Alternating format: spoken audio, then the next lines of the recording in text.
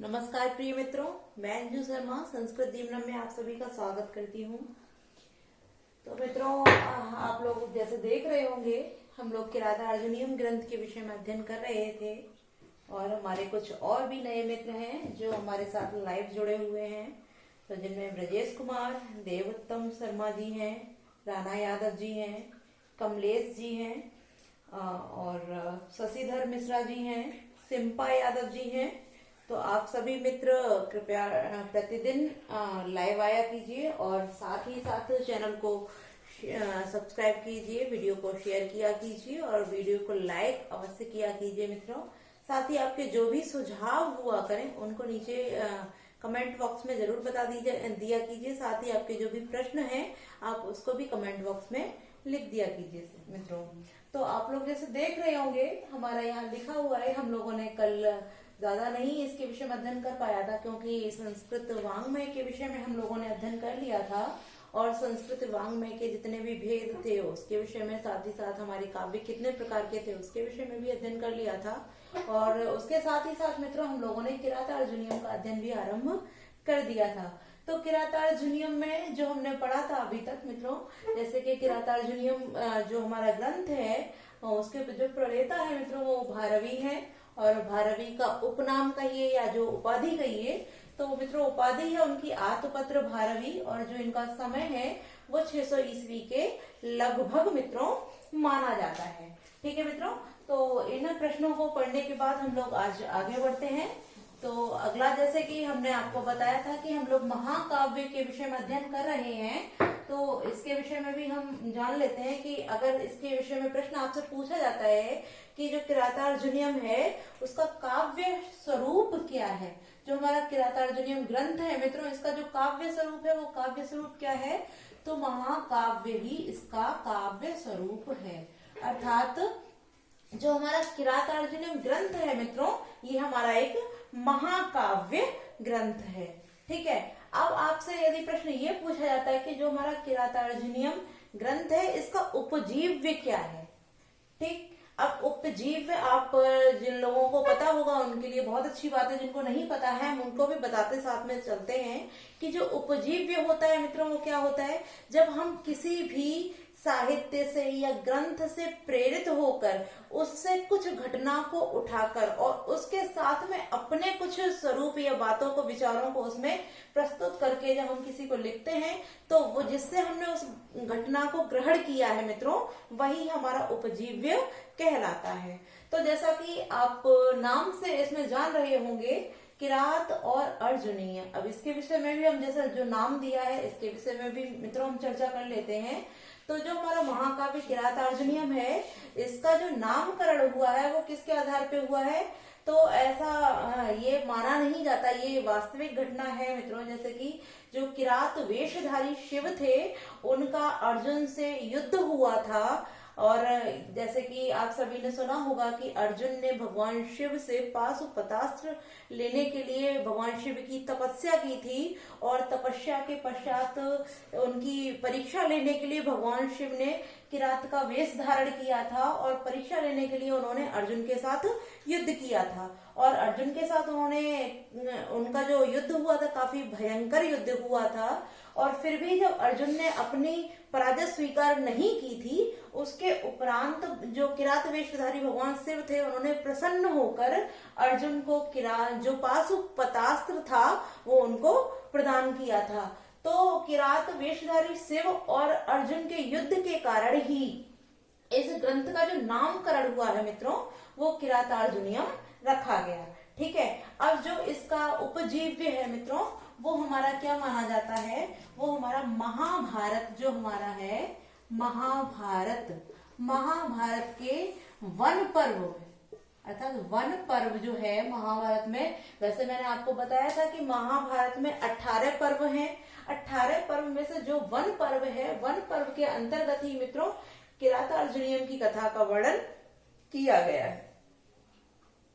किरातार्जुनीयम का वर्णन किया गया है, अर्थात इसकी जो घटना है उसका वर्णन किया गया है। तो महाभारत के वन पर्व से ही जो हमारे महाकवि भारवी हैं, उन्होंने उस घटना को उठाकर इस किरातार्जुनीयम ग्रंथ की रचना की है। तो मित्र, जो इसका उपजीव्य है वो क्या हो गया हमारा महाभारत का वन पर्व, और जो इसका काव्य स्वरूप है वो हमारा महाकाव्य है। ठीक है, और जो उपजीव्य है वो महाभारत का वन पर्व है। अब मित्रों बात आ जाती है कि जो हमारा किरातार्जुनीयम ग्रंथ है इसमें कितने सर्ग और कितने श्लोक हैं। तो इसके विषय में भी हम चर्चा कर लेते हैं कि इसके जो सर्ग हैं, तो मित्रों किरातार्जुनीयम में कुल 18 सर्ग हैं, 18 सर्ग हैं तथा 1040 इसमें श्लोकों की संख्या है। इसको हम लिखे दे रहे हैं आपको, श्लोक संख्या। ठीक है, जो श्लोकों की संख्या है वो मित्रों हमारे 1040 श्लोक हैं, और जो सर्गों की संख्या है वो 18 सर्ग हैं। ठीक है, अब मित्रों कहीं कहीं ऐसा पाया जाता है कि कहीं कहीं 1040 के साथ के स्थान पर 1030 भी दिया गया है।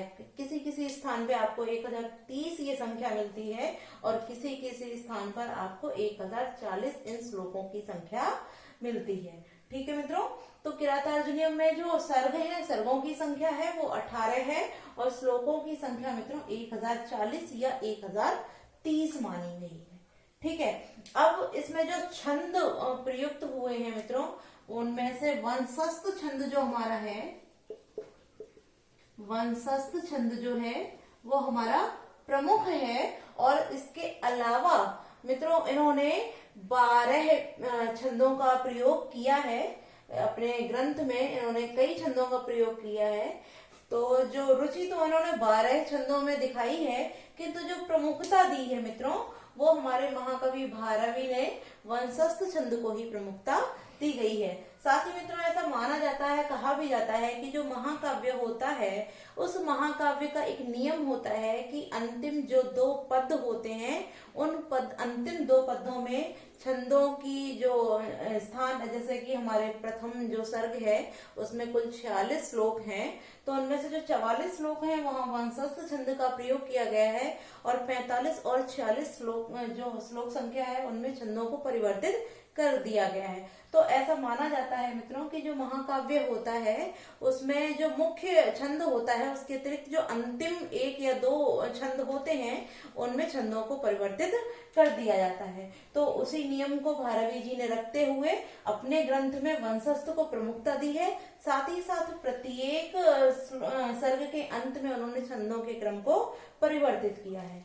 ठीक है मित्रों, अब इसके अतिरिक्त हम कुछ प्रश्न और भी हैं इसके महत्वपूर्ण जो इस ग्रंथ से संबंधित हैं उसको भी जान लेते हैं। जैसे हम इसकी रीति या गुण के विषय में बात करते हैं, तो जब मित्रों हम किसी भी युद्ध के विषय में या युद्ध से संबंधित किसी ग्रंथ की चर्चा करते हैं तो वहां पर जैसे कि हम उसके नाम से ही मित्रों यहाँ जान जाते हैं कि इस स्थान पर कौन सा रस होना चाहिए। तो जैसे इसके नाम से स्पष्ट हो रहा है और मैंने बताया भी है, जो इसमें घटना वर्णित है वो भगवान शिव और अर्जुन के युद्ध की घटना वर्णित है। तो जब युद्ध होगा तो वहां पर श्रृंगार नहीं होगा मित्रों, और जब श्रृंगार नहीं होगा तो वहां वीर रस ही होगा। तो जो हमारा किरातार्जुनीयम ग्रंथ है इसका जो मुख्य रस है मित्रों, वो मुख्य रस कौन सा है? वो मुख्य रस वीर रस है।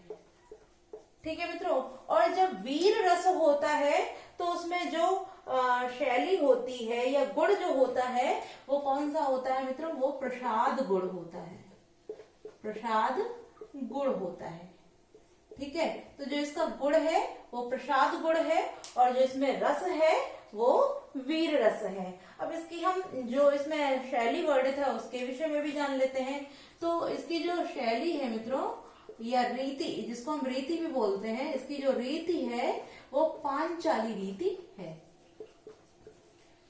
ठीक है मित्रों, जो किरातार्जुनीयम हमारा ग्रंथ है इसमें पांचाली रीति का वर्णन किया गया है। किंतु जो हमारा प्रथम सर्ग है किरातार्जुनीयम का, जो प्रथम सर्ग है उस प्रथम सर्ग में मित्रों वैदर्भी रीति का प्रयोग महाकवि भारवी जी ने किया है। ठीक है मित्रों, तो जो इसके प्रथम सर्ग में प्रयुक्त शैली है वो वैदर्भी है, और जो हमारे बाकी के सर्ग हैं उनमें सॉरी, यहाँ हमने अंक लिख रखा है, अंक नहीं, प्रथम सर्ग है। ठीक है मित्रों, प्रथम सर्ग। ठीक है, तो पांचाली रीति का इन्होंने प्रयोग किया है, किंतु जो प्रथम सर्ग है उसमें इन्होंने वैदर्भी रीति का प्रयोग किया है। ठीक है, साथ ही साथ हम इसके जो नायक और नायिका हैं तो उसके विषय में भी जान लेते हैं। तो जो किरातार्जुनीयम, इनके नाम से ही स्पष्ट हो रहा है, जब अर्जुन का ही संपूर्ण वृत्तांत यहाँ मुख्य रूप से वर्णित किया गया है, तो जिसके नायक होंगे मित्रों वो कौन हो जाएंगे, वो हमारे अर्जुन ही हो जाएंगे।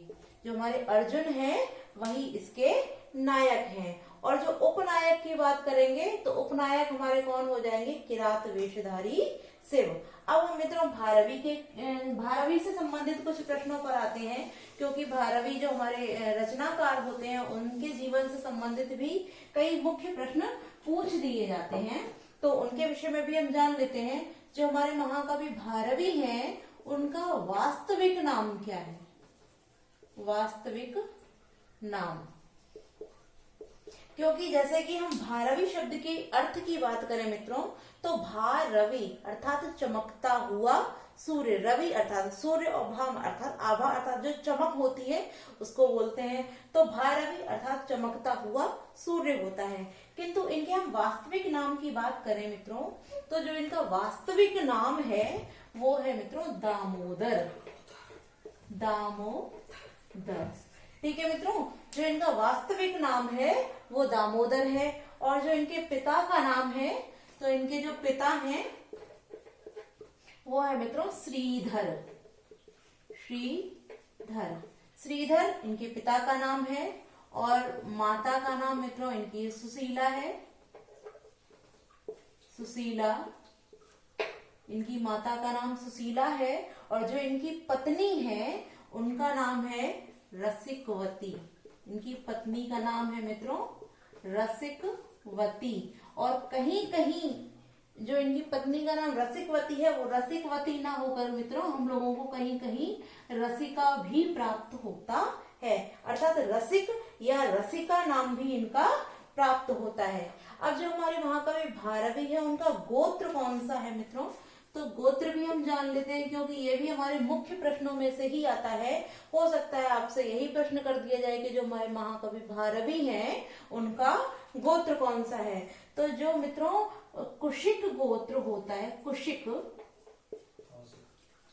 कुशिक या कौशिक जो बोला गया है वो कौशिक या कुशिक गोत्र हमारा महाकवि भारवी का माना गया है। ठीक है मित्रों, अब इनकी प्रसिद्धि किस लिए है, जैसे कि प्रत्येक महाकवि की कोई ना कोई प्रसिद्धि अवश्य होती है। जैसे कि अभी मैंने आप सभी को बताया था कि जैसे उपमा कालिदास से बोला जाता है, और दंडी पद लालित्यम बोला जाता है, मागे संधि त्रयो बड़ा, तो तीसरा गुण जो है वो हमारा महाकवि भारवी का ही माना जाता है।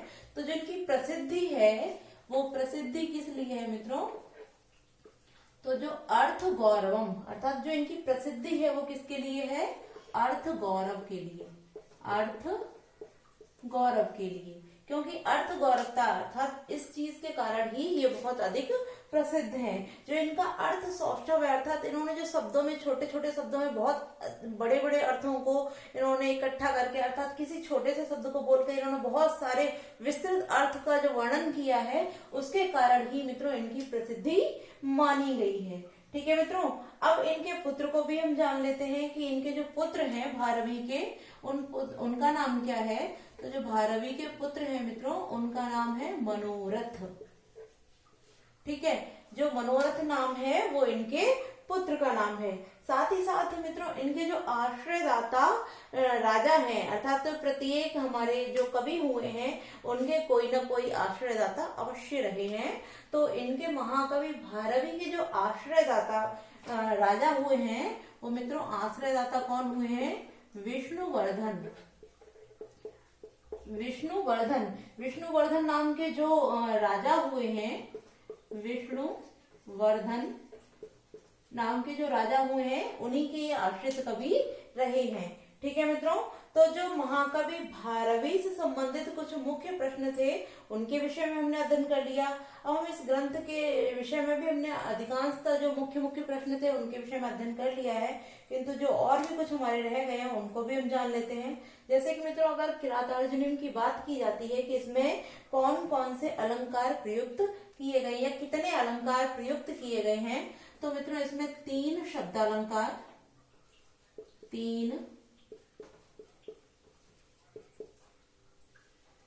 3 शब्दालंकार, 60 अर्थालंकार, 60 अर्थालंकार और 7 चित्राक्षर, 7 चित्राक्षर अलंकारों का इन्होंने प्रयोग किया है। ठीक है मित्रों, अब हम लोगों ने इन सारी चीजों को पढ़ लिया है। अब जैसे कि इनके हम जन्म स्थान की भी बात कर लेते हैं। भारवी का जो जन्म स्थान है वो क्या माना जाता है, तो मित्रों जो अचलपुर, नासिक के पास जो अचलपुर नाम का जो गांव है, नासिक के समीप जो अचलपुर नाम का गांव है, अचलपुर, उस अचलपुर नामक स्थान को ही इनका जन्म स्थान माना जाता है। ठीक है, अब यदि हम इनके उपासक, जो इनके देव रहे हैं, पूजनीय देव रहे हैं, उनकी बात करें तो मित्रों जो हमारे महाकवि भारवी हैं वो भगवान शिव के उपासक रहे हैं, भगवान शिव के उपासक रहे हैं। ठीक है, अब मित्रों एक प्रश्न और महत्वपूर्ण बनता है कि जो किरातार्जुनीयम है इसके ऊपर जो मल्लिनाथ है उन्होंने कौन सी टीका लिखी है। तो मल्लिनाथ के द्वारा जो किरातार्जुनीयम के ऊपर टीका लिखी हुई है मित्रों, उस टीका का नाम है घंटापथ। घंटापथ अर्थात किरातार्जुनीयम के ऊपर जो लिखी हुई टीका है वो टीका कौन सी है मित्रों, घंटापथ। ठीक है मित्रों, तो इसको भी हमने जान लिया कि किरातार्जुनीयम के ऊपर जो मल्लिनाथ ने टीका लिखी है उसका नाम क्या है, उसका नाम घंटापथ है। ठीक है मित्रों, तो किरातार्जुनीयम से जुड़े जो मुख्य मुख्य प्रश्न थे उनको जाना। अब इसके भूमिका से बनने वाले कुछ और प्रश्नों को भी हम जानते हैं। तो जैसे कि मित्रों महाकाव्य की यदि हम बात करते हैं तो महाकाव्य के लिए एक लाइन बोली गई है, हम उसको लिख लेते हैं पहले और फिर समझते हैं। तो मित्रों उसको बोला गया है सर्गबंधो, सर्गबंधो महाकाव्यम, महाकाव्यम, सर्गबंधो महाकाव्यम,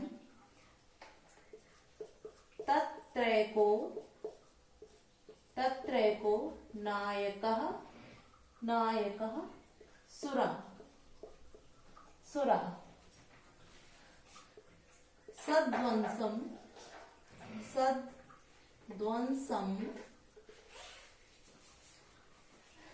क्षत्रियो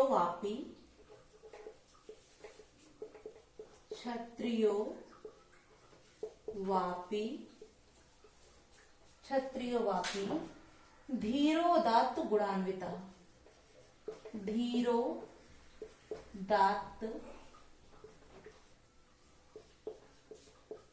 गुणान्विता।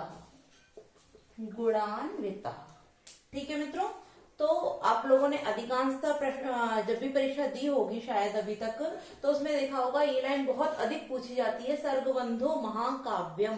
तो जो महाकाव्य का लक्षण है वो क्या माना जाता है, तो जैसे कि अभी मैंने यहाँ पे लिखा है प्रथम सर्ग। तो जो हमारे महाकाव्य होते हैं मित्रों वो किसमें निबद्ध होते हैं, वो सर्गों में निबद्ध होते हैं। अर्थात महाकाव्य का जो लक्षण बताया गया वो क्या बताया गया कि जो हमारा महाकाव्य होता है वो सर्गों में निबद्ध होता है। अर्थात उसमें जैसे हम नाटकों में अंक देखते हैं, प्रकरणों में अंक देखते हैं, उसी प्रकार जो हमारा महाकाव्य होता है वो सर्गों में निबद्ध होता है। आगे क्या बोल रहा है मित्रों, तत्रैको नायकः सुरः, उसका जो एक नायक होता है वो कौन होता है, सुरः अर्थात देवता।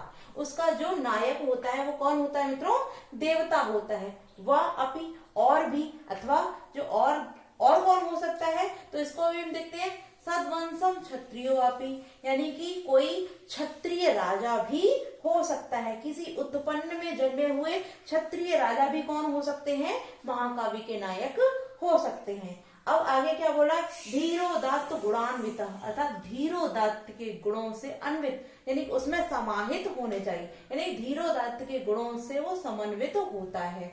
तो जो हमारा महाकाव्य है मित्रों, वो सर्गों में निबद्ध होता है। उसका जो नायक है वो कोई देवता अथवा किसी क्षत्रिय वंश में उत्पन्न हुआ राजा ही होता है। जो कैसा होता है, किसी वंश, क्षत्रिय वंश या कुलीन वंश में उत्पन्न कोई क्षत्रिय राजा होता है जो धीरोदात्त के गुणों से युक्त होता है। ठीक है मित्रों, तो हमने क्या जाना कि जो महाकाव्य हमारा होता है वो सर्गों से निबद्ध होता है, अर्थात वो सर्गों में ही लिखा हुआ होता है। अब हम आगे देखते हैं कि जो हमारे जैसे अभी मैंने आप सभी को बताया कि जो हमारा किरातार्जुनीय महाकाव्य है इसमें 18 सर्ग हैं। तो 18 सर्ग में, अब इसके भूमिका भाग में ही मित्रों एक लाइन दी गई है, तो उसमें बताया गया है कि जो जैसे आपसे प्रश्न पूछा जाता है कि कौन सा ऐसा महाकाव्य है जिसके जो आरंभ वाले 3 सर्ग हैं उनको पाषाण त्रय बोला गया है। तो मित्रों किरातार्जुनीयम जो हमारा महाकाव्य है इसी के प्रथम 3 सर्गों को, प्रथम 3 सर्गों को मित्रों क्या बोला गया है, पाषाण त्रय, पाषाण त्रय।